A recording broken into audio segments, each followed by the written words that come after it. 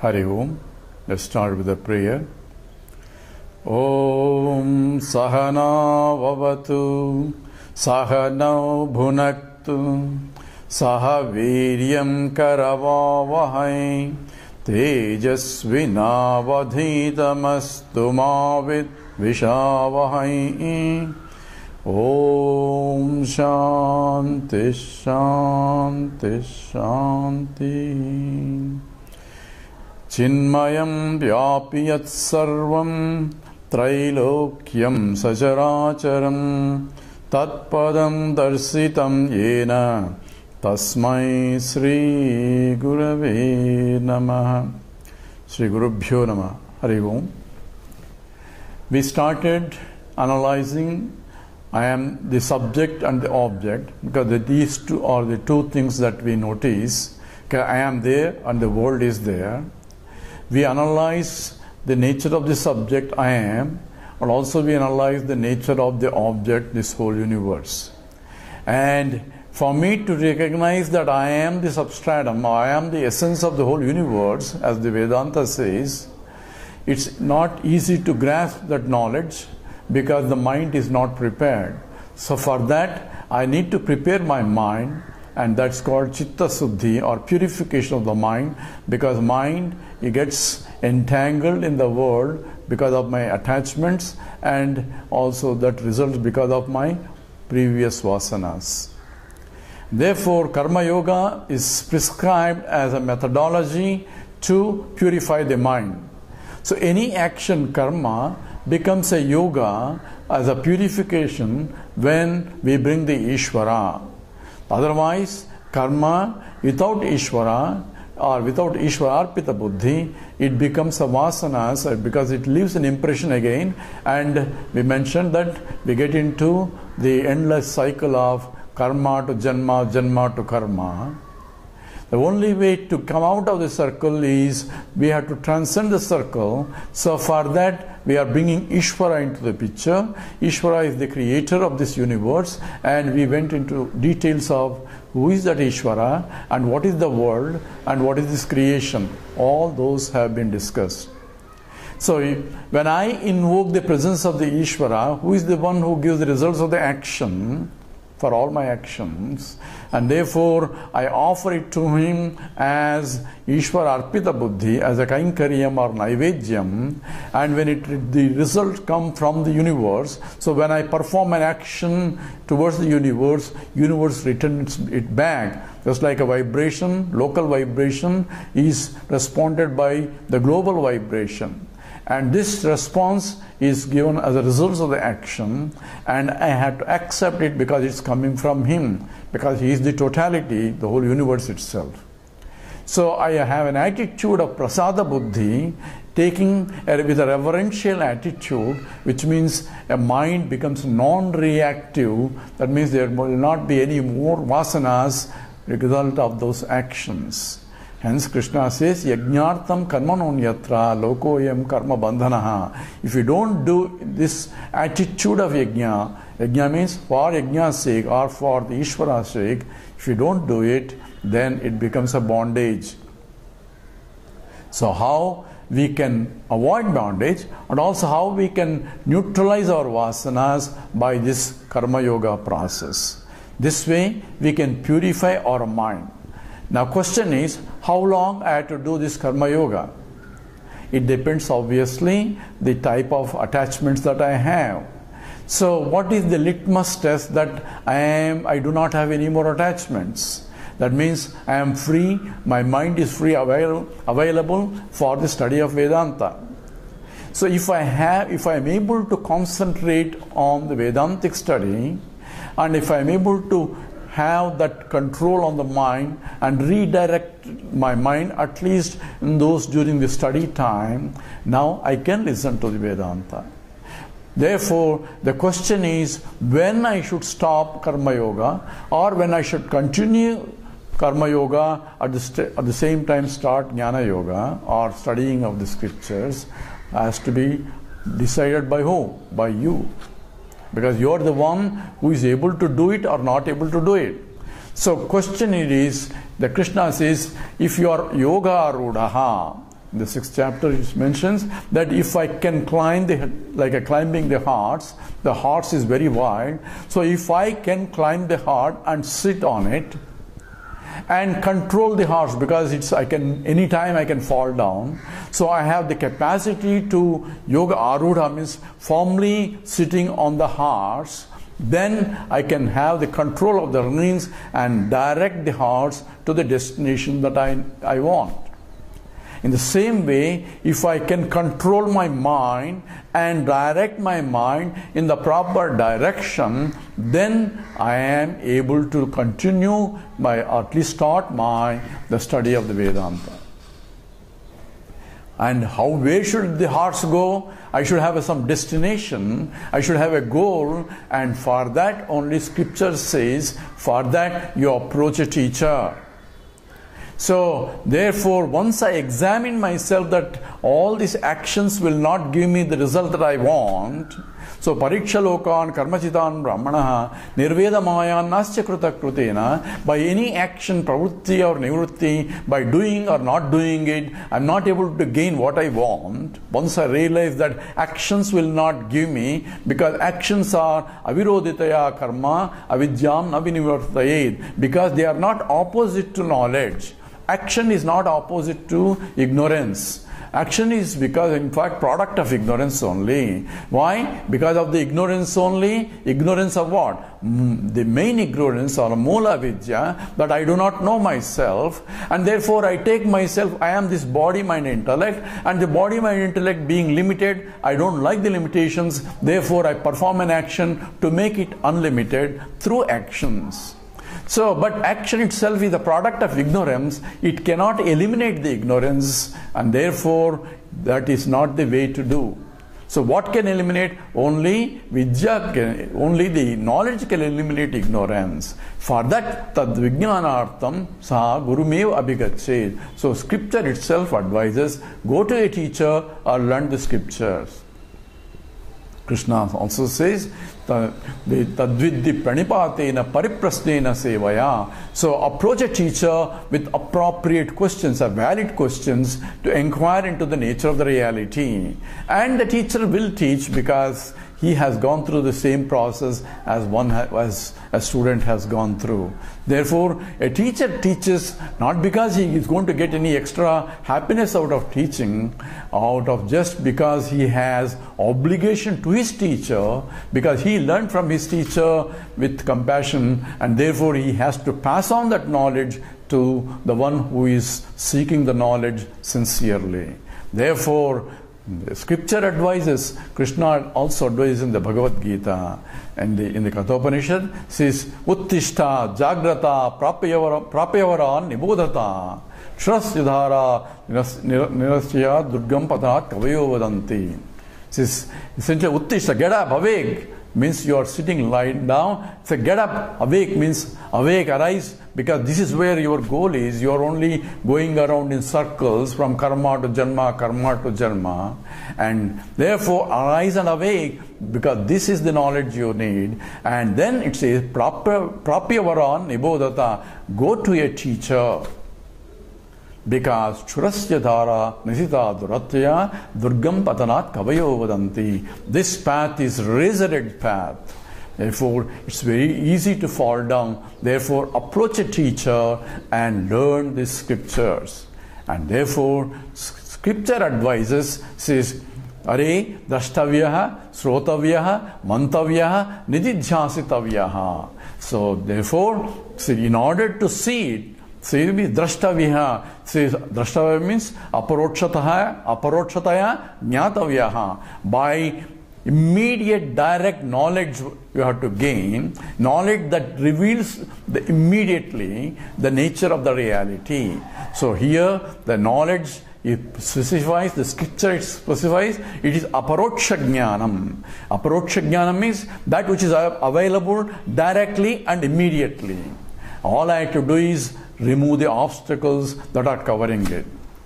And therefore, this is not a knowledge of something, but it's knowledge of your own self, because your self is available right there. And the example that is given is the 10th man story. that we are all familiar. We are missing a 10th man, and all these guys are counting 1, 2, 3, 4, 5, 6, 7, 8, 9, but there is no 10th man. So 10th man is missing. So we are searching for the 10th man. The seeker himself is the sought, because a teacher who is observing all this says, you are the 10th man.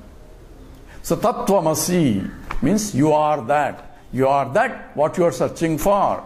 I am searching for the 10th man because the 10th man is missing. I am not missing. I know I am there. But 10th man is missing. But 10th man is, I don't know where he is. So when the teacher says, you are the 10th man, because I already eliminated neti, neti, neti. You know, number 1, you are not. Number 2, you are not. Number 3, you are not. Number 9, you are not the 10th man. Now I am looking for 10th man. There is no 10th man. Therefore, when the teacher points out that you are the one who is the 10th man, the seeker himself has to turn inwards, and the knowledge becomes immediate, and that's what is called the aparoksha. So aparokshataya jnatavyam, to be known. Without that, without the teaching, he cannot know. But 10th man was there all the time, but yet we do not know. And the seeking is going on, because without knowledge of the existence or the knowledge of the presence of the 10th man, the leader is very much worried, because he thought the 10th man is missing. And therefore, all the other problems that are associated with the notion that 10th man is missing all get disappeared once I realize that, in fact, I am the 10th man, when the teaching comes. So this has to be understood clearly. So it says, once I recognize that, says karma does not give me, because the scripture says, na karmana, na prajaya, dhanena, tyagena ike amrutatva manasahu. So therefore, by neither karma, says na karmana, na prajaya, by prodigy, or na prajaya, dhanena, by wealth, I am not going to get this. So what is the means for it? Says Tyagena amrutatva manasu. By giving up only you can reach the immortality. So I thought I am searching for happiness. Remember, there are fundamental 3 problems that everyone, a self-conscious entity has. Number 1, I am immortal. Number 2, I am unhappy. Number 3, I am ignorant. So I have concluded, because I am conscious of myself, so I make an error of judgment about myself. So these 3 fundamental errors, says I am immortal, therefore I try to extend my life a little bit longer, and the death is the greatest worry of a lot of people, and greatest fear also, and because therefore it says Mrutyorma Amrutam Gamaya, please lead me to immortality, because I think I am immortal. Whereas the scripture is screaming, says you are in fact Shrunvantu Visve Amrutasya Putraha. It says you are the sons of immortality. It doesn't say you sinners like other religions says. You are in fact sons of immortality itself. Shrunvantu Visve Amrutasya Putraha Ayodhamani Divyani Santi. You can see how daring declaration of a realized soul. He even addresses, oh gods, you too. You think you are only gods. You are in fact is immortality. Sons of immortality means birthright. Mortality, the immortality is your birthright. And how do I know? I have realized, I have become that. I have understood why. Vedahametam vidam mahantam adityavarnam tamasa parastat. So says, by I know that I have recognized, I have realized that I am immortal, and you too are, because this is your birthright. And that is the teaching of our scriptures. And says he tries to get it. That's why Jagrata, Uttishta, get up, awake.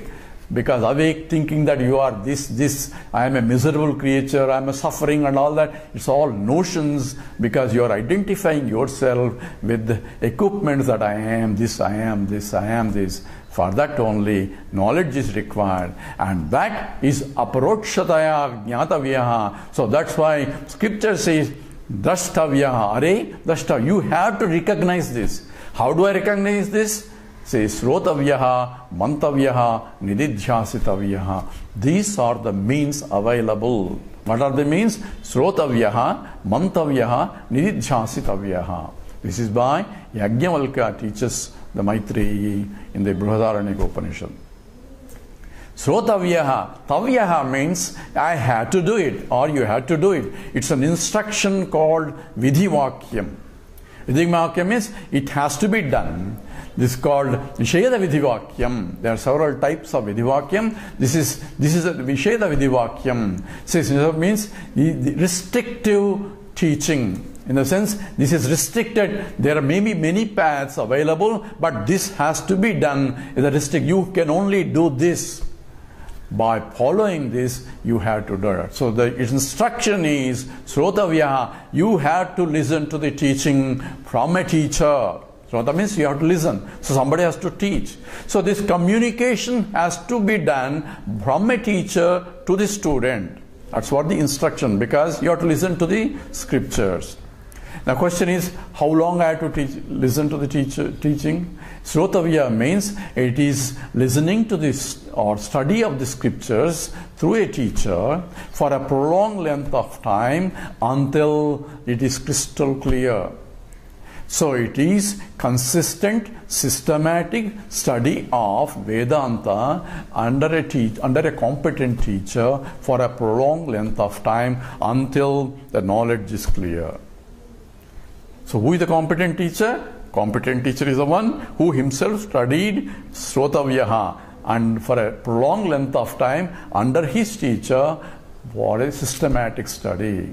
And his teacher must have learned from his teacher. Therefore, there is a Guru Parampara is automatically involved.